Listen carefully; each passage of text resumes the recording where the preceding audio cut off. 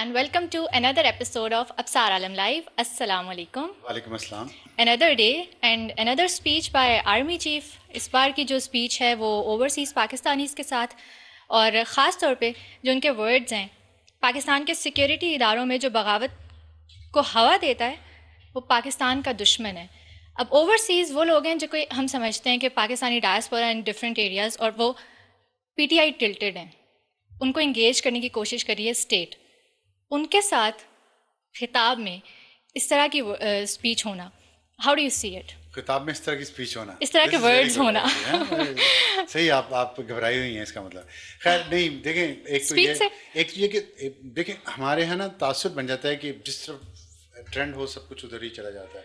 Overseas Pakistanis जो हैं 100% ही इमरान खान या PTI के सपोर्टर नहीं है. नंबर 1 तो ये है. नंबर 2 ये है कि और भी हैं, दूसरी साइड के लोग भी हैं. नंबर 3 जो बहुत इंपॉर्टेंट चीज़ है वो ये है कि ओवरसीज़ पाकिस्तानीज़ हों.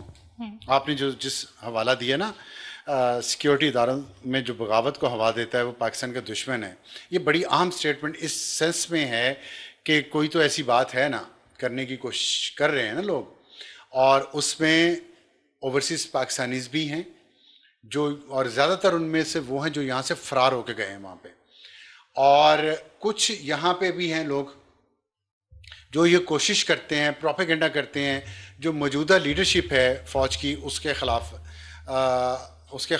प्रोपेगेंडा करते हैं और हवा देते हैं इस चीज़ को कि कोई बगावत हो जाए. ये बड़ी ख़तरनाक बात है ना. और इस पे अगर आर्मी चीफ ने इसका जिक्र किया है ओवरसीज़ पाकिस्तानीज़ के सामने तो इसकी कोई अहमियत है जिसका मैं आपसे जिक्र करना चाहता हूँ. और इसमें और उसके ताने बाने मिल रहे हैं खैबर पख्तूनख्वा और बलूचिस्तान में जो कुछ हो रहा है उससे. अच्छा. मैं उस पर आता हूँ. अब उसमें मसला ये है कि इमरान खान को लाने का जब फैसला किया गया तो ये एक इदारा जाती फैसला था, और वो इदारा जाती फैसला ऐसा था जिसमें सारे इन्वॉल्व थे, सारे मुलविस थे, जो टॉप की जितनी भी लीडरशिप थी, और उन्होंने वो हर काम किया जिससे वो इमरान खान को आगे लेके आए. और आज इस चीज़ को तस्लीम किया जाता है कि गलती की हमने, और हमने इस गलती, और ये भी कहा जाता है कि हमने इस गलती से सीखा और हम आइंदा ऐसी गलती नहीं करेंगे. ये एक ट्रांजिटरी पीरियड है जो बहुत मुश्किल है, जिसमें फ़ौज अपनी की हुई गलतियों को ना सिर्फ मान रही है बल्कि उसका जो नुकसान हो रहा है उसको रोकने की कोशिश कर रही है. और फिर जब ये फेज़ पूरा हो जाएगा तो मुझे तो पूरी उम्मीद है कि वो वापस अपने काम पे चले जाएंगे. अब इस दौरान ये जो अनसर्टन फेज़ है, जो ट्रांजिटरी पीरियड है, इसमें बहुत सारे लोग जो पाकिस्तान के अंदर भी हैं और बाहर भी हैं, और उनको गुमराह किया गया मीडिया के ज़रिए, प्रोपेगेंडा के ज़रिए. 12-13 साल तक मुख्तलिफ एंकर्स मैन्युफैक्चर किए गए एक इंडस्ट्री में रावलपिंडी की, और वहाँ से उनको फिर PTI को दिया गया जहेज़ में, क्योंकि इमरान खान तो दूल्हा थे. अच्छा. तो जहेज़ में तो कुछ ना कुछ मिलना था, तो ये एंकर्स मिले. और इन वो जो दुल्हा को भी जहेज़ मिलता होता है.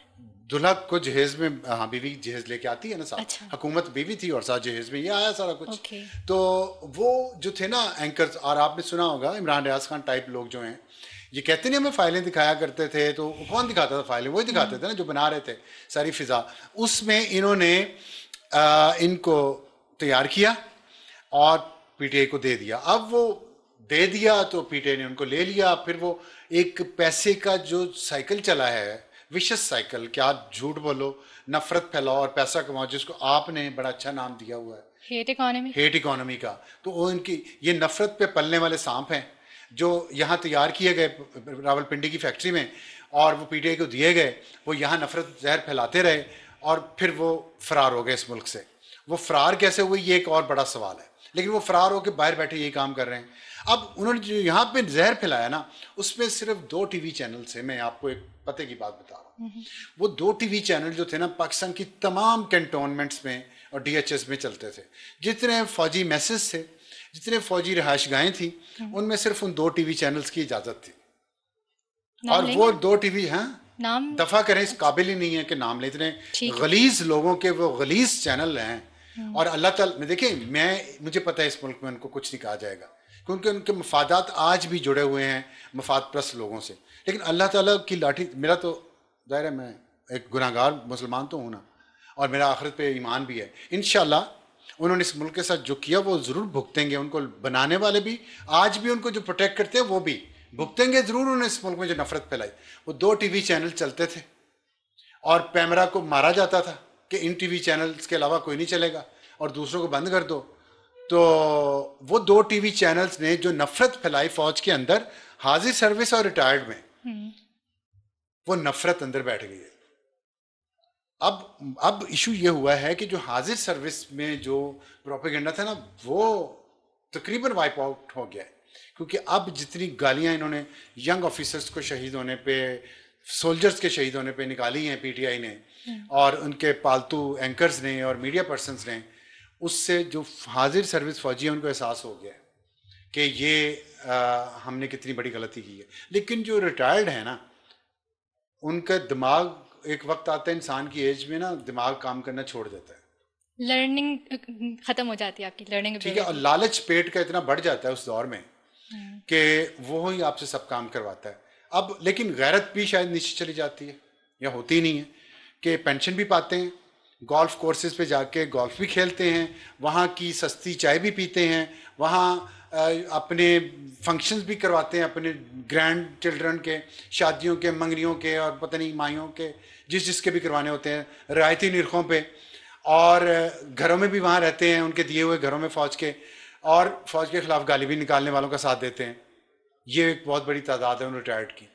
और उनके दिमाग जो है ना, उनको शायद अल्लाह ताला का एक आयत है ना, सुम्मुन बुकमुन, कि उनकी आंखें बंद, उनके कान बंद, उनका मुंह बंद, उनका दिमाग भी बंद।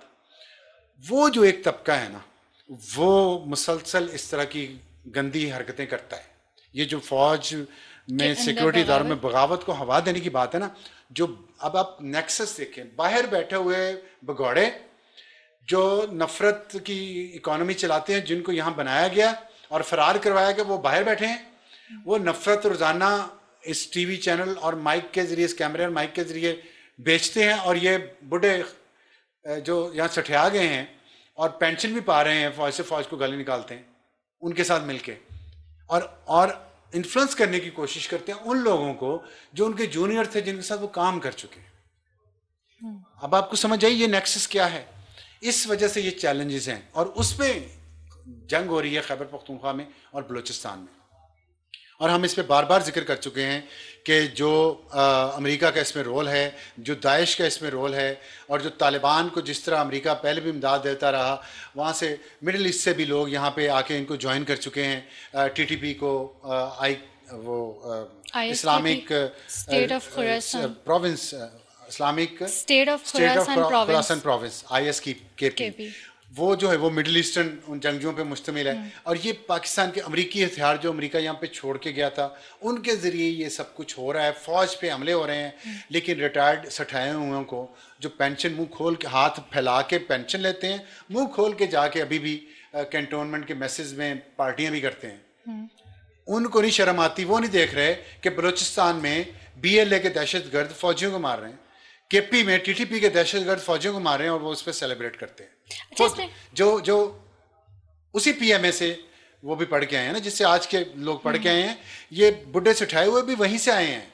लेकिन बस इनका जहन देखें, जहन का जो तबाह करना, प्रोपेगेंडा कितना खतरनाक होता है। एक आप जैसे जनरेशन, आपकी उम्र में, जिसका दिमाग में जहर भर दिया जाए या किसी नेगेटिव सोच का शिकार कर दिया जाएगा, आप अगले 20 साल उसमें से नहीं निकल पाएंगी जब तक कि आपको 100 ठोकरें ना लगें, आपको 100 तजर्बात ना हो, तब तक दिमाग आप जैसी जनरेशन का खराब कर दिया गया ना। और टीवी चैनल्स ने किया, टीवी चैनल्स ने किया, और वो दोनों टीवी चैनल्स आज भी चल रहे हैं। और यूथ को इन्फ्लुएंस करना भी आसान होता है ना, इसीलिए हम देखते हैं कि हर तरह की जो भी एक्सट्रीमिस्ट कार्रवाइयां होती हैं, उनमें फ्रंट पे आपको यूथ ही नजर आ रही होती है। यूथ तो चले, उम्मीद है ना कि 5 साल बाद, 10 साल बाद समझ जाएगी। ये जो बुढ़े हैं ना, जो पेंशनों वाले हैं, ये इनकी समझ में नहीं आता।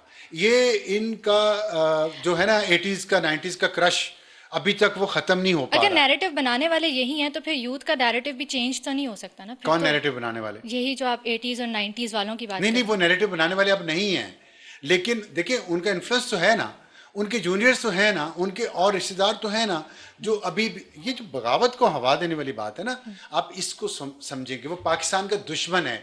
ये रिटायर्ड खुद सोचें, जो आज भी फौज को गालियां निकालने वालों को सपोर्ट, टीटीपी हमला करती है, बीएलए हमला करता है, पीटीआई सेलिब्रेट करती है इसको, और ये उन पीटीआई को सपोर्ट कर रहे हैं। ये रिटायर्ड, ये पाकिस्तान के दुश्मन नहीं हुए? फिर ये हमारी हुब्बुल वतनी पे सवाल उठाते थे, ये अपनी हुब्बुल वतनी का जवाब देना। पेंशन आज भी मेरे टैक्स से, मैं आज भी अपने खून पसीने की कमाई में से टैक्स देता हूं ताकि इनको पेंशन मिले, जो पाकिस्तान के दुश्मनों को सपोर्ट करते हैं पेंशन लेके मेरी। तो शर्म आनी चाहिए ना कुछ, या तो छोड़ देना, फिर कहें जी हम तो बड़े मुजाहिद हैं, उठाएं बंदूक और फिर निकल जाएं, बीएलए के साथ ज्वाइन कर लें, टीटीपी को ज्वाइन कर लें। हमारे घरों में हमारे शहरों में बैठ के, हमारी बनाए हुए घरों, हमारे टैक्सों से दिए हुए बने हुए घरों में बैठ के, हमारे दी हुई पेंशन से ग्रोसरी करके, उसी टेबल पे खाना खा के, उसी टीवी को देखते हुए पाकिस्तान के खिलाफ प्रोपेगेंडे को ये लोग सपोर्ट करते हैं। मुझे तो बहुत तकलीफ है इस चीज़ की। तो मैं तो ये बात करूंगा, तो उसमें ये जो दहशतगर्दी हो रही है ना, अमेरिका का जो रोल है इसमें, और अभी जो कोशिश हो रही है कि इनके पास जितना मॉडर्न वेपन्स आ चुका है वो वापस लिया जाए। आज भी मोहम्मद सादिक अफगानिस्तान में है, और हमने कल भी बात की थी कि अफगानिस्तान को आखिरी वार्निंग दी गई है, और अब लगता है कि अफगानिस्तान थोड़ा सा लाइन पे आ रहा है और कोऑपरेट करेगा, और कुछ ट्रेड और पीपल टू पीपल जो कनेक्शंस हैं वो बढ़ाए जाएंगे, और अफगानिस्तान उसमें टीटीपी को हैंडल किस तरह करता है ये देखना है, क्योंकि पाकिस्तान के अंदर वो जो बाढ़ लगी थी वो टूट गई है, पाकिस्तान के अंदर बहुत सारे आ चुके हैं, और उनके खिलाफ जो ऑपरेशन है वो जारी है। ठीक है, और कोई सवाल आपका है तो बताएं। यूएसएआईडी से मुतालिक मैं पूछना चाह रही हूँ, अगर आप हमें ब्रीफली बता सकें, क्योंकि हमारे पास टाइम थोड़ा सा कम है, डिटेल में हम इसको फिर डिस्कस करेंगे। देखें, मैं ये बड़ा अहम आपने सवाल पूछा है। अब प्रोपेगेंडा ये होता है, खासतौर अफगान ये प्रोपेगेंडा करते हैं, और अफगान की जो सपोर्टर्स खासतौर अमेरिका में बैठे हुए हैं, मैं उनके लिए ये खास तौर पर बताना चाहता हूँ कि पाकिस्तान ने बहुत गुनाह किए। दोनों अफगान जंगें लड़के, मैं मानता हूँ, मैं तो खैर इकरार जुर्म करता हूँ because I am a Pakistani, मैंने फैसला नहीं किया लेकिन मैं जिम्मेदार हूँ। लेकिन इस सारी तबाही में हमारी अपनी भी तबाही हुई। हमने आज तक, पाकिस्तान ने $19 बिलियन लिए हैं अमेरिका से, उसमें मिलिट्री एड भी है, उसमें इकोनॉमिक एड भी है, जिसमें यूनिवर्सिटियाँ भी बनी हैं, कुछ सड़कें बनी हैं, पुल भी बने हैं, असला भी ख़रीदा हमने, जहाज़ भी ख़रीदे हमने, सब कुछ किया है। Pakistan is a strong country in that way. We are a functioning country, state, ठीक है, फंक्शनल स्टेट होता है, फंक्शनल स्टेट है, ठीक, गरीब हैं, पुअर हैं और मेल फंक्शनिंग है, लेकिन फंक्शनल है एटलीस्ट। इसके बरक्स इतने ही 25 सालों में, या हमें 24 सालों में, कब का डाटा दे रहे हैं, कब से कब तक का? 2001 से 2025 का। ऑलराइट। अफगानिस्तान ने कितना पैसा लिया है? $123 अरब अमेरिका ने, अफगानिस्तान, सिर्फ अमेरिका ने, यूरोप की बात नहीं कर रहा। मुझे तमाम अफगानिस्तान के लोग बताएं, और अफगानिस्तान के जो सपोर्टर्स हैं, जो अमेरिका में बैठ के अफगानिस्तान के गम उनको टॉयलेट में जाने नहीं देता, वो मुझे बताएं ये $123 अरब किधर गए हैं? कितनी आबादी है अफगानिस्तान की, किधर गए? ये हराम का पैसा अमेरिकियों से लेके जो अफगान एलीट है उन्होंने अपने लिए तो अरबों डॉलर इकट्ठे कर लिए, पाकिस्तान को तबाह कर दिया, दुबई में बंगले बना लिए, अबू धाबी में बना लिए, कतर में बना लिए, अमेरिका में बना लिए, बॉस्टन में बना लिए, न्यूयॉर्क में बना लिए, और बाद यहाँ गरीब अफगान को आपने मरने के लिए छोड़ा हुआ है।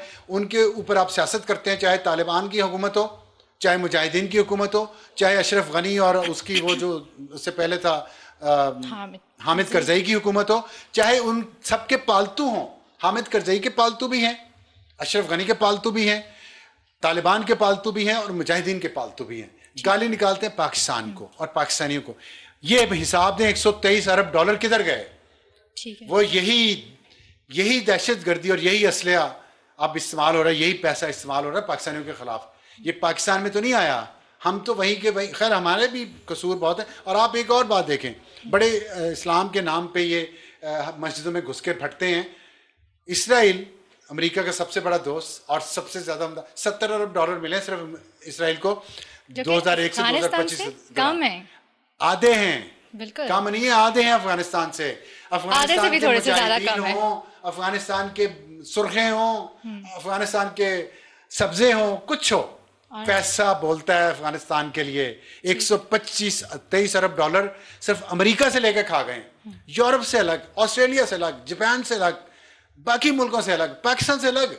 ठीक है, इसका कोई हिसाब नहीं है। तो सोचें गिरबान में और बस करें, अपने अवाम का सोचें, अफगान गरीब अवाम का, उनके लिए खुशहाली के दरवाजे। और बताएं 123 अरब डॉलर में से कितने अफगानिस्तान को बनाने पे लगे हैं, कितने डैम बने, कितने पुलें बनी, कितने मोटरवेज बने, कितनी यूनिवर्सिटियां बनी, कितने हॉस्पिटल बने, जंगों पे लगे, सब खा गए हैं, सब करप्ट हैं, सब खा गए हैं warlords. Alright, on that note आज कंक्लूड करते हैं, मजीद आने वाले दिनों में बात करेंगे। ख्याल रखिए, हाफिज़।